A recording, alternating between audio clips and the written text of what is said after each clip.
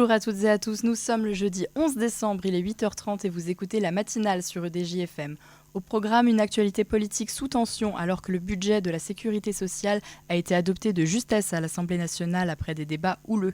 On reviendra aussi sur les propos polémiques de Brigitte Macron tenus alors qu'elle se rendait au spectacle d'Harry Habitant et qui ont suscité l'indignation du mouvement féministe. À Nice, la gare du Sud s'apprête à se transformer en un espace de vie culturelle, nous en parlerons également. À l'international, cela fait 1 an que Bachar el-Assad est tombé en Syrie.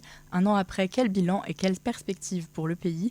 Et puis côté sport, on fera le point sur les résultats de football de ces derniers jours avant de terminer avec les coups de cœur des chroniqueurs. Mais avant tout ça, place au Flash Info.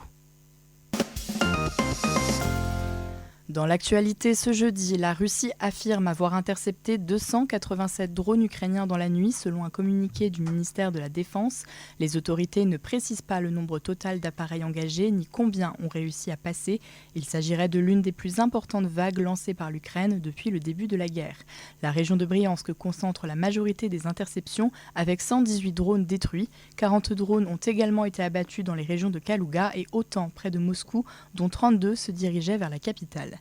Une frappe aérienne de la junte birmane a touché mercredi soir l'hôpital de Mrauk-U dans l'état de Rakhine, à l'ouest du pays. Au moins 31 personnes ont été tuées et 68 blessées, selon un travailleur humanitaire présent sur place. Les autorités militaires n'ont pour l'instant pas réagi. Cette attaque survient alors que la junte intensifie ses opérations à l'approche d'élections prévues le 28 décembre.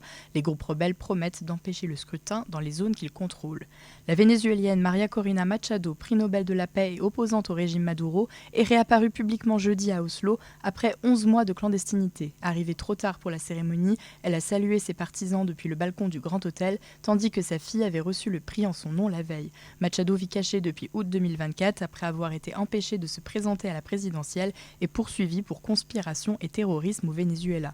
Le comité Nobel et plusieurs pays occidentaux contestent la réélection de Nicolás Maduro et appelle à son départ. Depuis Oslo, Maria Corina Machado a affirmé vouloir rentrer très bientôt dans son pays, malgré les risques d'arrestation. Une étude d'ici et France Info réalisée avec Nielsen IQ fixe le panier de Noël 2025 à 155,30 €. C'est 1,77 € de moins que l'an dernier, signe d'une légère baisse des prix pour la deuxième année consécutive. Les chocolats restent en forte hausse avec une hausse de 22%. La bûche glacée enregistre au contraire la plus forte baisse, une de 25,7%. Enfin, l'équipe de France féminine de handball s'est imposée hier soir face au Danemark lors des quarts de finale du mondial. Elles joueront leur demi-finale face aux Allemandes. Voilà pour l'essentiel de l'actualité à 8h30. Vous êtes toujours sur EDJ-FM et on ouvre à présent notre séquence info avec l'actualité de la semaine. Mardi 9 décembre, l'Assemblée nationale a finalement adopté le budget 2026 de la sécurité sociale au terme de semaines de débats très tendus. Le texte a été validé grâce à une majorité de circonstances réunies in extremis autour du gouvernement. Au final, il obtient 247 voix pour, 234 contre et 93 abstentions. Yana Primovici.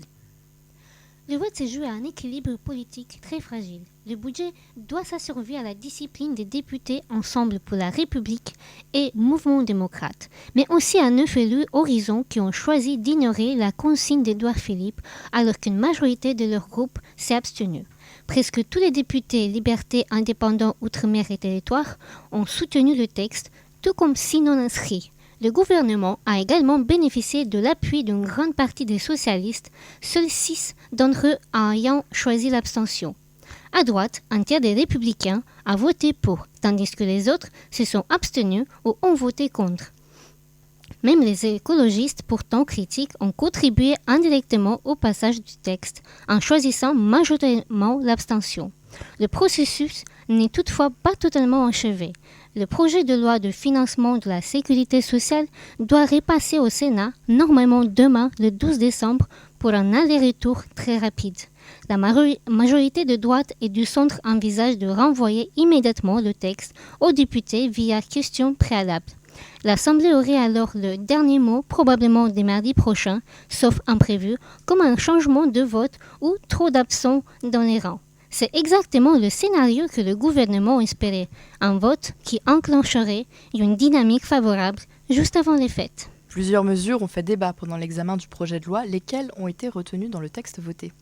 Oui, notamment la suspension de la réforme des retraites, finalement réintroduite dans le texte après son rejet au Sénat. L'article 45 bis suspend jusqu'en janvier 2028 le relèvement progressif de l'âge légal de départ à 64 ans. Si le budget est définitivement adopté, une personne née en 1964 pourra partir à 62 ans et 9 mois avec 170 trimestres cotisés au lieu de 171.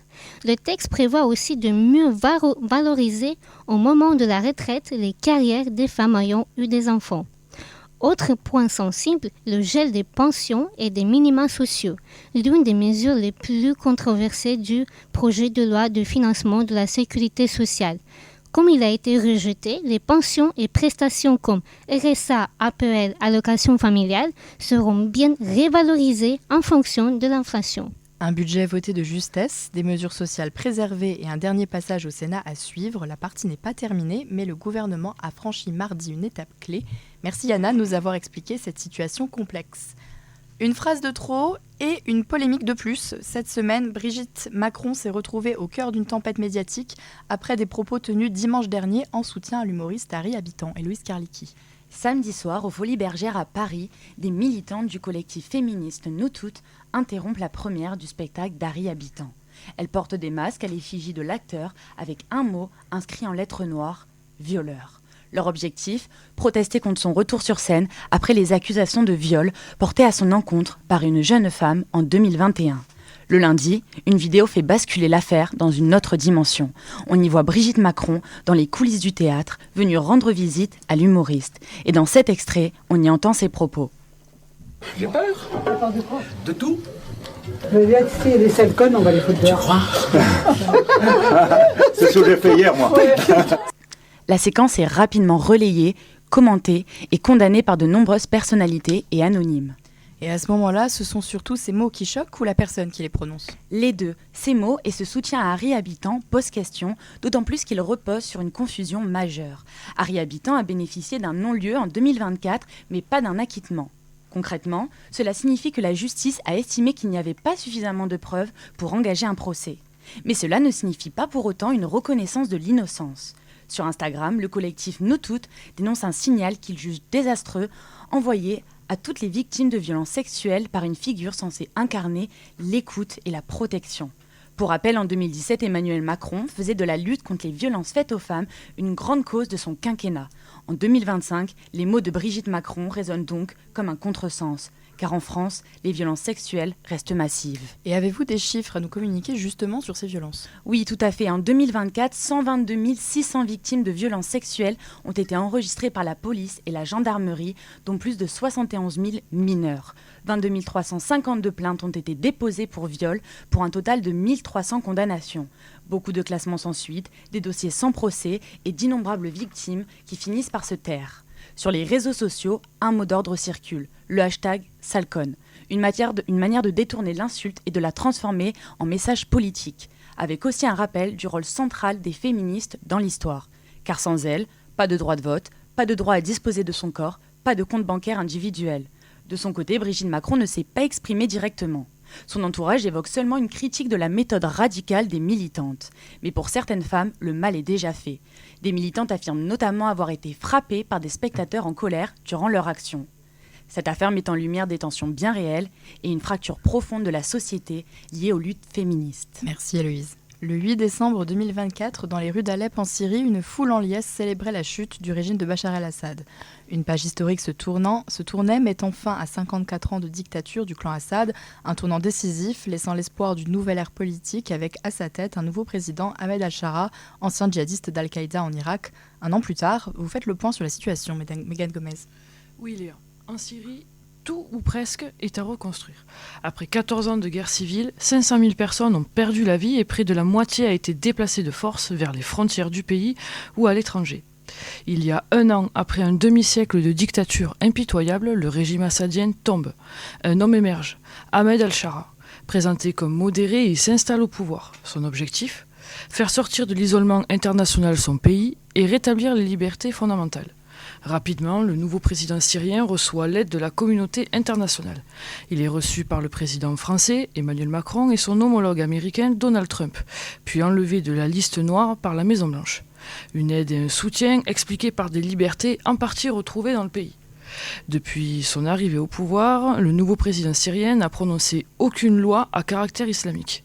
La liberté d'expression a fait son retour dans l'espace public, le service militaire obligatoire a été supprimé, des écrivains kurdes bannis par la dictature Assad ont été réhabilités, des salles de spectacle ont été réouvertes ou encore la liberté vestimentaire, elle aussi, a été restaurée. Mais ces libertés et l'équilibre du pays restent encore bien fragiles. Oui, très fragiles. En Syrie, les fantômes du passé sont encore bien présents. Les rues de la capitale Damas sont sous la surveillance de la nouvelle armée, composée d'anciens djihadistes, de groupes terroristes de Daesh et du front salafiste Al-Nosra. Le nouveau pouvoir communique sur la volonté du respect des minorités religieuses, mais dans les faits, les violences contre les Druzes ont doublé en province et la surveillance dans les quartiers chrétiens de la capitale a été renforcée. Mais surtout, il y a une urgence qui est sociale. 90% de la population syrienne vit aujourd'hui sous le seuil de pauvreté. Les prix flambent, en particulier celui de l'essence et des matières premières, mais surtout, il y a plus de la moitié des infrastructures du pays qui restent, elles, aussi à reconstruire. Merci Mégane. Un an après la chute du régime Assad et après un demi-siècle de dictature, la Syrie avance, mais avance doucement sur un équilibre fragile entre espoir et inquiétude persistante. Pour ce pays meurtri, le long chemin vers la reconstruction ne fait encore que commencer. On part maintenant à Nice, du côté de Libération, avec un lieu que tous les habitants connaissent bien, la gare du Sud. À 10h15 ce matin, la ville doit dévoiler son projet pour transformer entièrement le bâtiment. On sait déjà que ce sera un virage important, Thomas Noël. Un tournant majeur pour cette superbe halle conçue au XIXe siècle par l'architecte Prosper Bobin est classé monument historique depuis 2002 qui va encore changer de fonction après des années bien difficiles. Jadis cœur du trafic ferroviaire puis halle de restauration peu fréquentée, la gare du Sud reste cependant un bâtiment emblématique de la ville mais vidé de son âme. La fréquentation était très faible, l'été trop chaud, l'hiver trop froid. Ces constats ont conduit la ville à une décision forte, racheter le lieu et reprendre sa gestion. Fin donc anticipée du bail avec le groupe IERA qui en avait fait un large restaurant méditerranéen et c'est justement ce matin que seront détaillées les orientations du futur centre culturel pluridisciplinaire. Et qu'est-ce qui est prévu pour l'instant ? Alors on ne connaît pas encore tout, mais plusieurs éléments ont été confirmés par la municipalité dans différents communiqués et par la presse locale. D'abord, l'objectif, la ville parle d'un lieu vivant, familial, populaire, avec une agora centrale pour accueillir rencontres, spectacles et conférences. Au rez-de-chaussée et étage, la bibliothèque municipale existante sera étendue avec l'ajout d'une BD-thèque, d'espaces documentaires, d'une ludothèque, d'un Fab Lab numérique et d'une artothèque pour emprunter des œuvres. Des salles d'exposition sont également envisagées. Estimation du budget, environ 10 millions d'euros. L'ouverture visée pour fin janvier 2026 si tout va bien. Et moi franchement, ça me fait penser à ce qui a été annoncé cet été pour la halle J0 sur le port de Faux à Marseille. Un grand entrepôt réhabilité en lieu culturel polyvalent où cohabitent lecture, ateliers et événements. Vie de quartier aussi, on retrouve cette même idée, transformer une ancienne structure industrielle en véritable maison culturelle de proximité. Et par rapport aux Niçois, comment sont les premiers retours ? Ils y croient encore après les déceptions des premières transformations du lieu ? Faut dire que la gare du lieu a eu du mal à trouver son public. Alors que le marché de la Libé battait son plein dehors, la grande halle intérieure restait jusqu'à aujourd'hui quasiment vide. Café peu fréquenté, salle de billard désertée, les témoignages recueillis par Nice Matin expriment la même frustration. Morceau de mémoire collective, le bâtiment était magnifique mais sous-exploité, vide la plupart du temps et prometteur sur le papier mais jamais vraiment vivant. Donc derrière l'annonce officielle aujourd'hui, il y a surtout l'idée de réparer un rendez-vous manqué. Et évidemment, tout ça arrive dans un contexte politique assez sensible. Oui, parce qu'on est à 3 mois des municipales, alors forcément le projet est devenu un enjeu de campagne. Grand rival du maire actuel, Éric Ciotti a proposé une version un peu différente. Installé dans la gare du Sud, le Théâtre National de Nice, qui depuis la démolition de son bâtiment historique il y a 3 ans, navigue entre plusieurs salles. Proposition qui a été rejetée par la directrice même du TNN, Muriel Mayette-Holtz, interrogée par nos confrères de France France 3, elle juge le scénario irréalisable, faute d'espace suffisant pour un plateau digne d'un centre dramatique national. La mairie, elle, assume donc une autre voie. Pôle pluriculturel, plus modulaire et pensé pour le quartier. Mais la vraie question maintenant, Léa, c'est est-ce que cette nouvelle reconfiguration sera enfin la bonne ? Et on en saura un peu plus dans moins de 2 heures sur ce projet, dans l'espoir de transformer la gare du Sud en ce qu'elle n'a encore jamais réussi à être, un lieu fréquenté, utile et en phase avec les habitants. Merci Thomas. Du côté de l'OGC Nice, il faut stopper l'hémorragie, que ce soit sur le terrain ou en dehors. Après la mise en arrêt maladie de Jérémy Boga et Terem Moffi suite à des crachats et des coups portés de la part de leurs supporters, les joueurs ont décidé d'arborer les noms des 2 victimes sur leur maillot ce week-end. Alexis fait le point. Et les Ultras n'ont pas pressé jusqu'à boycotter le match, et même celui d'après et encore après jusqu'à nouvel ordre. Le spectacle en tribune était morose comme sur la pelouse.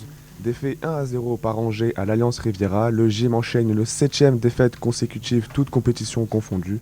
Les Aiglons n'ont plus gagné depuis le 29 octobre dernier, soit une victoire face à Lille 2-0, censé être un concurrent direct pour une qualification en Europe.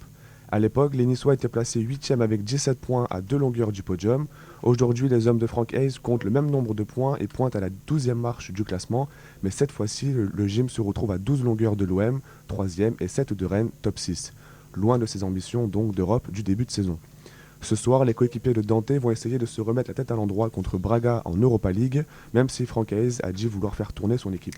Alors que ça s'est bien passé pour les clubs français en Ligue des Champions, Monaco, Marseille et le PSG ont tous empoché les 3 points. Mardi soir, l'AS Monaco affrontait Galatasaray dans un Louis II conquis par les supporters turcs pour une victoire 1-0 signée Folarin Balogun, qui a permis à l'ASM donc de prendre l'avantage à la 68e minute jusqu'à garder le même résultat.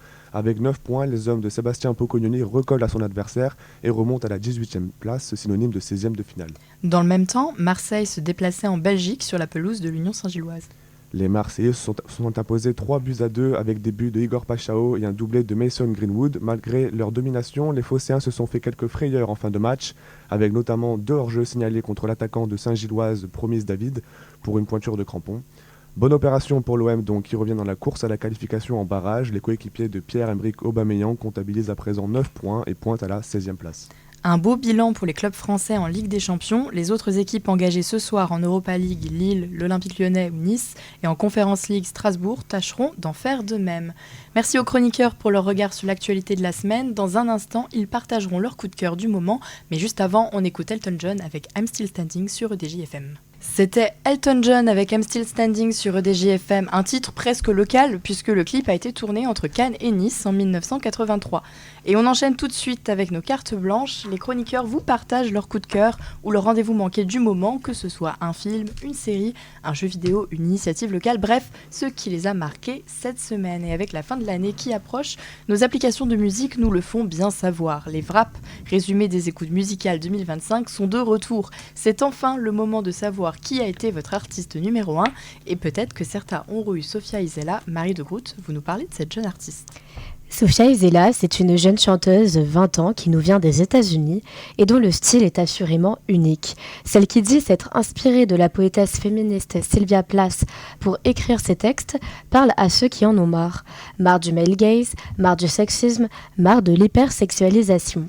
Les titres n'en sont que plus évocateurs, allant d'un cynique « Everybody supports women », tout le monde supporte les femmes, à un « Us and Pigs », traduction « nous et les cochons ». Et peut-être que certains l'ont déjà entendu chanter sans le savoir. Et oui, en effet, peut-être que la mélodie « The Doll People », en français « Les poupées », popularisée sur TikTok, vous parle. Elle fait la critique de la condition des femmes dans le monde, et plus particulièrement dans les pays développés. Sophia y chante « nous, femmes, poupées ». Pute, maîtresse, servante, mère. Des paroles fortes qui cherchent à épingler ce qu'on appelle le patriarcat. Sophia y évoque des réalités assez crues, parmi lesquelles celle-ci. Le désir d'une femme est encore vu de certains comme une menace, là où la soumission de cette dernière plaît. Une idée mise en exergue par le mouvement masculiniste, un mouvement qui présente les hommes comme au-dessus des femmes et qui attire de plus en plus, surtout chez les très jeunes. Et ça, Sophia le dénonce. Dans Us and Pigs, elle condamne le fait que des hommes voient la femme comme une chose. Elle y chante « Our women are cattle », nos femmes sont du bétail, prenant ici le point de vue d'un homme. Sophia Isela évoque aussi une thématique moins connue, Marie. Et oui, de façon plus subtile, dans Everybody Supports Women, Sophia chante le cynisme avec lequel les femmes sont perçues par les femmes. Elle y dévoile la compétition que l'on retrouve entre elles, entre celles qui soutiennent une cause et celles qui les pointent du doigt, en se disant différentes, pas sales connes. Tiens, est-ce que ça ne nous rappellerait pas quelqu'un ? L'idée ici, montrer l'ironie d'une sororité, un mot qui a été inventé pour parler d'un lien unissant les filles, mais qui ne serait que plus factice quand le male gaze, le regard de l'homme, se place au centre. Et chez Sophia, toutes ces dénonciations passent par des figures de style nombreuses, comme des métaphores. Les paroles sont donc à voir comme des pamphlets de cette société, car Isela ne s'arrête pas qu'au féminisme. Dans son titre Crowd Caffeine, qu'on pourrait traduire par la foule caféinée, elle y fait la critique d'une société de la performance où consumérisme rime avec réussite. Un consumérisme qu'elle dénonce aussi dans son dernier titre sorti ce mois-ci, Above the Neck, une critique des sites de X et de leur diktat de femmes-enfants. Un choix audacieux pour une jeune femme d'à peine 20 ans, mais qui lui apporte une empreinte musicale unique, jusque-là jamais entendue. C'est parfois difficile à suivre, surtout pour quelqu'un qui ne parle pas anglais, mais l'intensité, elle, se ressent. Écoutez Isela, c'est passé d'un style de musique chanté-parlé à un rock metal comme dans le son Muse. C'est entendre dans un même titre une voix mélodieuse et des sons plus gutturaux. Une expérience auditive qui finalement s'éloigne de ce qui se fait en ce moment. Et est-ce que c'est pas un peu dérangeant ? C'est un peu le cas, et je dirais même que c'est tout le but de Sophia Isela. Déranger le commode, comprendre le bizarre. Il est vrai que le style peut effrayer, ou du moins ne pas chercher à attirer. Les clips vidéo sont dérangeants, formulés comme des mini-scènes d'horreur. Et sur scène, Sophia se grime le visage pour se rendre moins belle. On peut plutôt dire que Sophia Isela, 20 ans, je le rappelle, est l'incarnation d'un féminisme 2.0. Elle représente cette jeunesse en colère, ces femmes et hommes, la rage au ventre, qui choisissent de dénoncer les inégalités de genre. C'est nouveau, c'est à suivre, c'est à écouter, ça fera sûrement du bruit. Sophia Isela sortira son premier album d'ici l'année prochaine. Merci Marie. Parfois, le sport nous offre de belles histoires. Ce matin, Megan Gomez, vous nous parlez de ce qui est la sensation de l'année football en Amérique du Sud. À la surprise générale, le club de football de Coquimbo Unido vient de se faire une place parmi les grands de ce continent en étant sacré champion au Chili. Mais derrière ce titre se cache une histoire poignante et émouvante. Oui Léa, Coquimbo Unido vient tout juste de décrocher son premier titre de champion du Chili. Ce club de milieu de classement qui évoluait il y a 6 ans en 2e division et qui jouait le plus souvent pour se maintenir dans l'élite, vient d'être titré champion de son pays avec panache. 14 victoires consécutives, y compris contre des géants du continent tels que Colo-Colo ou la Católica, un record absolu. Une équipe jeune qui détonne et bouleverse les codes du jeu, qui joue tout pour l'attaque, qui ne compte pas de stars et a à sa tête un entraîneur local. Mais au-delà de l'exploit sportif, ce titre a une valeur symbolique forte et émouvante. Oui, il y a 10 ans, la petite ville portuaire de Coquimbo à l'est du Chili a été frappée par un terrible tremblement de terre dévastateur. Une magnitude de 8.3, plus de 30 répliques et un tsunami. Le bilan humain est important. 11 morts et 5 disparus. Maisons, commerces, restaurants, bateaux de fret, tout a été ravagé, dévasté. Certaines familles de joueurs à l'épicentre de la catastrophe sont impactées, mais comme un symbole. Les infrastructures du club sont, elles, quasiment intactes. Après une semaine d'arrêt, le football fait son retour. Les joueurs sont touchés mentalement, le club vit une suite de championnats délicates, mais la ville, elle, fait bloc autour de son club et se sert de sa force pour se reconstruire. Et 10 ans plus tard, après un tel drame, voilà que ce club vient de décrocher un titre historique, une victoire inspirante qui dépasse le simple cadre du football. Oui, largement. Ce sacre, c'est avant tout le symbole de la Renaissance. C'est la victoire d'une ville qui a connu le pire et qui a su trouver la force de se relever. Ce club a reconstruit l'espoir de toute une région. Il est la récompense de 10 ans de haut, de bas, de travail acharné, de doute, mais surtout de passion et de solidarité. Il donne une véritable leçon d'humilité dont devraient s'inspirer les équipes du monde entier. Car oui, à l'époque du football business où argent et stars sont rois, Coquimbo Unido nous montre que ce n'est pas le joueur vedette qui mène à la victoire et au titre, mais l'esprit d'équipe, le cœur, le travail et le partage. Merci Megan. Pour tous ceux qui doutaient encore de la magie du sport, ce petit club chilien de Coquimbo Unido vient de nous offrir une belle histoire émouvante et inspirante comme on les aime. On parle à présent d'une petite maison d'édition, les éditions des Immortels, basée à Ajaccio en Corse. Elle s'est imposée dans le paysage littéraire et culturel corse avec la parution de 2 textes théâtraux qui ont connu un fort retentissement. Chiara Mariani.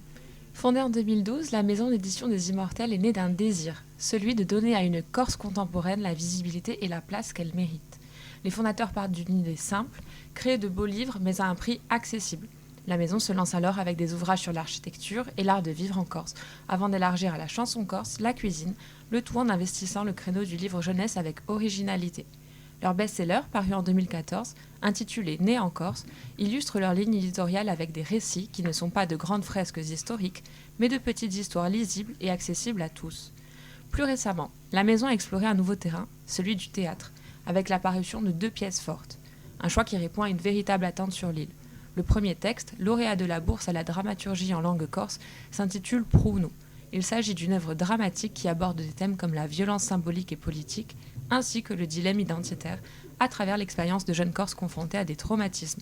Une seconde pièce intitulée « Là où pousse le romarin », écrite par Carla Gallardelli, a été publiée récemment. Elle plonge au cœur d'un village corse, y évoque pudiquement ses secrets et ses drames familiaux, et interroge la mémoire collective ainsi que le poids des traditions et de la parole enfouie. Alors pourquoi cette maison d'édition a-t-elle du sens aujourd'hui ? Eh bien parce qu'elle représente une Corse vivante, qui n'est pas figée dans les clichés ni dans le passé, mais surtout parce qu'elle conjugue exigence esthétique et documentaire en proposant 2 beaux livres, à la mise en page soignée, ainsi que des textes profonds. Tout cela donne à ces ouvrages une valeur durable, à la fois pour les Corses et pour tous ceux qui s'intéressent à l'île. Merci Chiara. À l'approche des fêtes de Noël, voilà une potentielle bonne idée cadeau. Comme chaque jeudi, on fait le point sur les principaux rendez-vous culturels à venir à Nice et dans la région avec vous, Jeanne Moncoop. Ce week-end à Nice, on sort, on bouge et on profite. Voici le meilleur du programme. Ce samedi, la promenade du Paillon accueille la Graffitaria de 9h à 12h. Vous déposez, vous prenez, vous troquez librement des vêtements, outils, fournitures scolaires ou objets déco. Une initiative 100% citoyenne et éco-responsable ouverte à tous. Direction ensuite le parc Phoenix où l'association Adam fête Noël de 10h à 16h. Au programme, animation gratuite, stand ludique, structure gonflable, Père Noël et lutin, le tout accompagné d'une collecte alimentaire solidaire. L'Opéra de Nice vous propose également un café jazz à 11h au foyer Montserrat-Caballé. Vous dégustez un café, quelques viennoiseries, le tout porté par une douce ambiance jazzy. L'entrée est à 12 €. À 11h également, le Théâtre National de Nice ouvre les portes du procès des grands personnages. Un avocat et un comédien vous entraînent dans une plaidoirie décalée. Et ce samedi, c'est la mythique Bianca Castafiore qui passe à la barre. Et attention, le week-end n'a pas dit son dernier mot. Eh bien oui, parce que samedi, rendez-vous à la Cinémathèque à 14h pour la projection de Propriété interdite. Le film réunit Natalie Wood et Robert Redford sur un scénario coécrit par Francis Ford Coppola. Une romance sur fond de crise économique dans le Mississippi des années 30. Et pour finir le week-end en beauté, un concert gratuit vous attend à 15h30 à l'église Veux, rue Alfred Mortier. Vous y entendrez Bach, Prokofiev, Strauss ou encore Galante. Merci Jade. Voilà pour les sorties du week-end à Nice. On jette maintenant un œil au ciel pour voir ce qui nous attend. Et aujourd'hui, profitez-en, de larges éclaircies vont accompagner votre journée avec des températures douces entre 9 et 16 degrés. Demain, rebelote, le ciel reste dégagé par moments, toujours sous des valeurs stables entre 9 et 16 degrés. Samedi, le soleil prend clairement les commandes, une journée bien lumineuse et jusqu'à 17 degrés l'après-midi. Et dimanche, ambiance plus calme avec un ciel peu nuageux, mais toujours cette douceur installée entre 9 et 16 degrés. Bref, un week-end qui s'annonce plutôt agréable, de quoi profiter un peu du grand air. Et c'est déjà la fin de cette matinale. Merci à toute l'équipe pour ce tour d'horizon de l'actualité. Merci à Enzo Puren et à Alexis pour la régie. Et enfin, merci à vous de votre fidélité et de votre écoute. On se retrouve la semaine prochaine dès 8h30 pour une nouvelle matinale. Très belle journée à toutes et à tous sur EDJ FM.